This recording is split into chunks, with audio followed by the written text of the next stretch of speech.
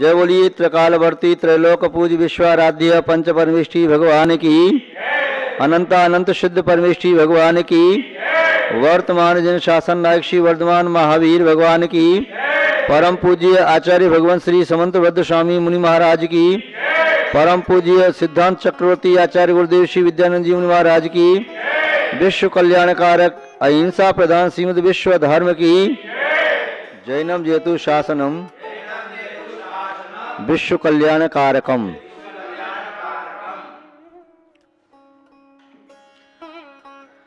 धर्म स्नेही सत श्रद्धालु यहाँ पर उपस्थित आप सभी भव्य वर पुंडरीक पुण्यात्मा महानुभाव आचार्य भगवान समंतभद्र स्वामी सदग्रस्तों की आचार संहिता का संक्षेप में वर्णन कर रहे हैं। वह ग्रस्त घर में रहते हुए किस प्रकार पापों से बच सकता है, किस प्रकार धर्म का पालन करके सुगति का पात्र बन सकता है, वह स्व और पर के लिए किस तरह हितकारी हो सकता है।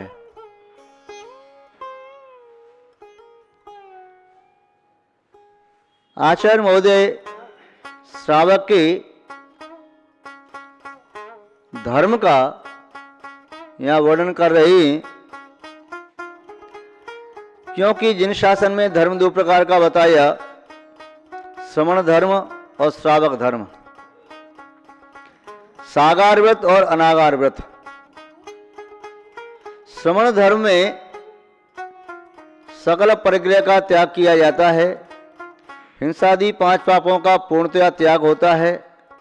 श्रावक धर्म में हिंसादि पापों का स्थूल त्याग होता है, वह सूक्ष्म पापों का त्याग नहीं कर पाता। और कोई भी प्राणी पहले स्थूल पापों से बचता है, सूक्ष्म से बाद में बचता है। शरीर में कोई बड़ी बीमारी है तो पहले उसे ठीक किया जाता है, फोड़ा फुंसी के प्रति उपयोग बाद में दिया जाता है। घर में किसी व्यक्ति का स्वास्थ्य ज़्यादा खराब हो जाए तो पहले उसे दिखाने डॉक्टर के पास जाएंगे। वैसे थोड़ा सा जुकाम खांसी है तो कहेंगे ठीक है तो ये कल दिखा देंगे, या तो वैसे ही काढ़ा पी लेना ठीक हो जाएगा। ऐसे ही यहाँ पर बता रहे हैं कि पहले स्थूल पापों का त्याग करना जरूरी है। जैसे पहले शब्द दर्शन का त्याग करो, फिर पापों का त्याग करो, तो यहाँ पापों में भी पहले मोटे मोटे पापों का त्याग करो। जैसे किसी का शरीर कीचड़ से सना हुआ हो तो क्या करता है, पहले जल थोड़ा है, शरीर से सना हुआ है, तो पहले कीचड़ को यूं हाथ से लेकर के उससे मोटी मोटी कीचड़ को अलग कर देता है। शैणिक चरित्र में देखा था आपने कि उस शैणिक ने वो कीचड़ का अलग कैसे किया। बांस की फंचड़ लेके पहले कीचड़ को अलग किया, एक गिलास पानी से अपने पैर पे धो लिए थे। तो पहले मोटी मोटी कीचड़ दूर की जाती है, उसके बाद में सूक्ष्म गंदगी को दूर किया जाता है। तो स्थूल पापों का पहले त्याग, स्थूल हिंसा का त्याग आपने देखा, उसका स्वरूप जैसे अहिंसानुव्रत हुआ। स्थूल झूठ का त्याग, जिसके त्याग करने पर सत्यानुव्रत जीवन में उत्पन्न हुआ। अब बता रहे स्थूल चोरी का त्याग। स्थूल चोरी का त्याग करने वाला व्यक्ति अपने परिणामों को निर्मल रख सकता है। जिसके चित्त में हिंसा का भाव रहे, झूठ बोलने का भाव रहे, पर वस्तु को ग्रहण करने का भाव रहे, तो उसके चित्त में विशुद्धि बढ़ नहीं पाती। जब पापों का त्याग करता है, गंदगी का त्याग करता है, तो निर्मलता आती है। फिर थोड़ी बहुत गंदगी रहती है, फिर उसे भी व्यक्ति कहता है ऐसे छोड़ो, ये गंदगी भी क्यों रहे।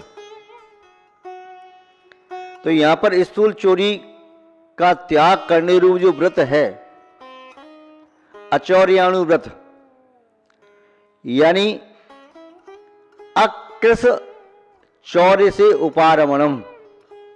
कृस माने सूक्ष्म, सूक्ष्म चोरी का भी त्याग। अकृस माने स्थूल चोरी से उपारमण माने विरक्ति, त्याग। इस व्रत का स्वरूप आचार्य महोदय अपने शब्दों में ही बता रही हैं। निहितं वा पतितं वा सुविस्मृतं वा परस्वमविसृष्टं न हरति न च दत्ते तदकृश चौर्यादुपारमणम।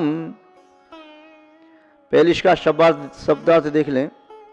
निहितम, निहित माने रखी हुई, वा माने अथवा, पतितम पड़ी हुई, गिरी हुई, सुविस्मृतम भूली हुई, वा अथवा परस्व दूसरे का, स्व माने धन, सामग्री, वस्तु, अविश्रिष्टम, अवशिष्ट माने जिसका उसने परित्याग किया नहीं है। यदि किसी की त्यागी हुई वस्तु है, उसे छोड़ दी और कहता ये जिसको लेनी हो तो ले जाओ और मेरा इस वस्तु से कोई प्रयोजन नहीं है, वह तो उपयोग लाना अलग चीज है। किंतु यहां करें अविसृष्टम, जिसका विसर्जन, विसृष्टम जिसका नहीं किया है, ऐसी वस्तु, ऐसा धन, उस धन को न हरति, जो हरण नहीं करता है, यत जो, न च दत्ते, और दूसरे को उठा करके देता भी नहीं है, तद वह उस पुरुष का अकृस चौर्यात उपारमणम, मोटी चोरी से वृत्ति नाम का व्रत होता है, अचौर्याणु व्रत। कुछ लोग अपने आप को बड़ा विवेकी और ज्ञानी समझते हैं और वे क्या सलाह देते हैं, तो ये स्वयं के प्रयोग में मत लो, उसको चलो मंदिर जी के उसमें गुल्लक में डाल देंगे या किसी भिखारी को दे देंगे। यह भी उचित नहीं है। आपसे ही हम पूछें, आपको यदि मार्ग में 2000 का नोट पड़ा मिल जाए, क्या करोगे? रास्ते में पड़ा हुआ है, क्या करोगे आप लोग? उठा लोगे? गलत है। क्यों उठाओगे? तुम्हारा तो है नहीं। उठा के क्या करोगे? उठा भी लो तो क्या करोगे उसको उठा करके? मंदिर की गुल्लक में डाल देंगे। तो चोरी का धन गुल्लक में क्यों डालो? तुम चोरी करके लाए, मंदिर को चोर क्यों बना रहे हो? भिखारी को दे देंगे, क्यों दोगे भिखारी को? भिखारी को दान देना है, यदि धन्ना सेठ बनना है, दानी बनना है तो अपने धन से बनो। दूसरे की वस्तु को नहीं दे सकते, उसको छूना ही नहीं। आचार्य शकलकीर्ति महाराज ने तो लिखा है कि दूसरे का धन देखते अंगार की तरह से है, और देखते हुए अंगार को छुएगो तो क्या होगे? जलेगा व्यक्ति। दूसरे का धन, दूसरे की वस्तु काली नाग की तरह से, काली नागिन की तरह से है, उसके पास भी नहीं जाना, नहीं तो वह डस लेगी वस्तु। वस्तु का भी लोभ होता है, प्रलोभन होता है। महानुभाव तो दूसरे की रखी हुई या पतित गिर पड़ी, जेब में से गिर पड़ी या उसके हाथ में से गिर पड़ी, बातों बातों में चला गया, आपको मालूम है वस्तु उसकी है, फिर भी आपने उठा ली, उसको देने का भाव नहीं है। भाव ये है कि वह मांगने आएगा तो दूंगा, नहीं तो रख लूंगा अपने पास। तो दूसरे की पड़ी वस्तु को, जिसके स्वामी का आपको मालूम नहीं है, उसकी रखी हुई, भूली हुई, पड़ी हुई, जिसको छोड़ा नहीं है, त्याग नहीं किया, ऐसी वस्तु को ग्रहण नहीं कर सकते। हम आपको एक अच्छी बात बता रहे हैं, दुखों से बचाने के लिए आचार्य समत्व स्वामी ने तो बताई ही है। हम आपको बता रहे, उदाहरण सहित बता रहे। एक सत्य घटना है। किसी बालक ने, एक बालिका उसकी दुकान पर आई, उस बालिका को उसने चॉकलेट बिस्कुट आदि दिए। उसने कहा मुझे और अच्छी चाहिए, बहुत सारी चाहिए। उस बालक के मन में थोड़ा पाप आया, उस बालिका को अंदर ले गया अपनी दुकान के पीछे गोदाम में, उधर घर के अंदर से ही उसने उस बालिका के साथ छेड़खानी की, गलत काम किया। बालिका रोने लगी, मुझे अपने घर जाना है, मुझे अपने घर जाना है। अब वह क्या करे? उसकी मम्मी आई, उसे पता चला कि मेरी बेटे ने कुछ गलत किया है। वो लड़की किसी अच्छे परिवार की है, जो दुकान पर वस्तु लेने आई थी, बिस्कुट या टॉफ़ी लेने, इसने छेड़छाड़ कर दी। अभी गांव वाले इकट्ठे होंगे, इसको मारपीट करेंगे, मुंह दिखाना भी समाज में मुश्किल हो जाएगा। अब क्या करें, पाप तो किया, पाप को छुपाएं कैसे? माँ बेटे ने मिलकर के उस बेटी को जान से मार दिया। जान से मार दिया। अब समय नहीं मिला कि उसे बाहर कहीं फेंक दें, उसने वहीं छुपा दिया और कूलर में उसकी डेड बॉडी को छुपा के रख दिया। जब तक 2-3-4 घंटा हो गई, मालूम चला इसकी बेटी थी, पोती थी, देखने के लिए आई, कहाँ है बेटी, इधर उधर देखा, कहीं नहीं मिली। वह सोच तो ये रहा था कि मैं जमीन में गड्ढा खोद करके गाड़ दूंगा। किसी अड़ोस पड़ोस से फावड़ा मांग करके लाया, वह गड्ढा खोद रहा था, मालूम चला तब तो लोगों को बात फैल गई, खोज हो रही लड़की की, कहाँ गई कहाँ गई। अब वह सोचता है पाप को कैसे छुपाऊं मैं। उसमें कूलर में तो रख दिया।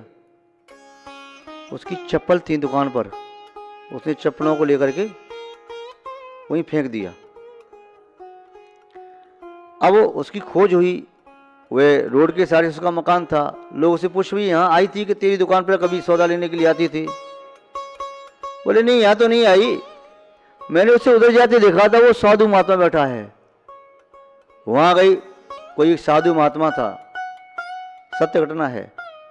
साधु महात्मा के पास उधर पहुंचे, वहां महात्मा नहीं, वो लगता है साधु महात्मा लेगा, उसके प्रति गलत प्रचार प्रसार कर दिया।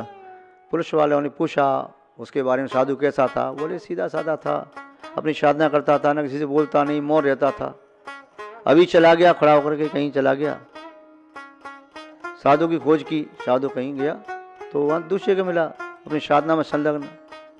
पुलिस वालों को लगा साधु ने कुछ नहीं किया, पूरी जानकारी कर दी। गांव में पूरा खोजा, कहीं पता नहीं चला। एक दिन निकल गया, 2 दिन निकल गया, रात भर हो गई, पूरे गांव के लोग पीछे लगे, पुलिस वाले पीछे लगे, कोई सुराग नहीं मिल रहा, कहीं से भी नहीं मिल रहा। अचानक 2-3 दिन बाद एक सड़क पर झाड़ू लगाने वाली महिला, उसे भी 2 चप्पल मिली। उसने सोचा चप्पल ठीक है, ये पड़ी है, उठा करके उसने अपनी झोली में डाल दिया। अपने घर चप्पलों को ले गई। वो चप्पल उसकी बेटी थी भिखारिन की, वो चप्पल उसकी बेटी ने पहन ली। वो चप्पल पहने करके वह बेटी भिखारिन की वहीं रोड पर घूम रही थी। संयोग की बात, जो बेटी जिसकी मृत्यु हुई थी, जिसको मार दिया था, उसकी एक सहेली थी। तो वह सहेली जो साथ पढ़ने जाती थी, तो चर्चा तो चल रही थी, पूछताछ कि सबसे, भैया तेरे साथ पढ़ती थी कि वो बेटी कैसी थी, क्या उसका विचार था, मन में क्या चल रहा था, आत्महत्या तो नहीं कर ली, कुएं में गिर गई, क्या हुआ? कोई सुराग नहीं मिल रहा था। जब चप्पल वह पहनी थी उस भिखारिनी की बेटी, तो इस लड़की ने देखा, उसके साथ उसकी माँ भी थी। वो चप्पल देख के कहती, माँ माँ ये चप्पल तो उसकी है, जो मेरी शैली थी, जिसकी मृत्यु हो गई, जिसको खोज रही है, उसकी चप्पल है। उस बेटी को, उस महिला ने पुलिस वाले को संकेत किया, बेटी को पूछा चप्पल कहाँ से आई? बेटी ने कहा मेरी माँ ने दी है मुझे, मेरी माँ मेरे लिए खरीद के लाई है। उसकी माँ के पास पहुंचे पुलिस वाले, तो पुलिस वाले, बता उस बेटी को मार के कहाँ छुपाया तूने? वो तो रोने लगी, कौन सी बेटी, कहाँ की बेटी, कैसी बेटी, कहाँ है बता। वो विलाप करे, बोले मुझे कुछ नहीं मालूम, सबूत तेरे पास है, चप्पल तेरे पास मिली है, उसी की चप्पल है। चप्पल कहाँ से प्राप्त की? तो उसने कहा वहाँ पड़ी थी। कहाँ पड़ी थी? वो बताने की यहाँ पड़ी थी। कब उठाई तूने? 2 दिन पहले उठाई थी। चप्पल यहाँ कैसे आई?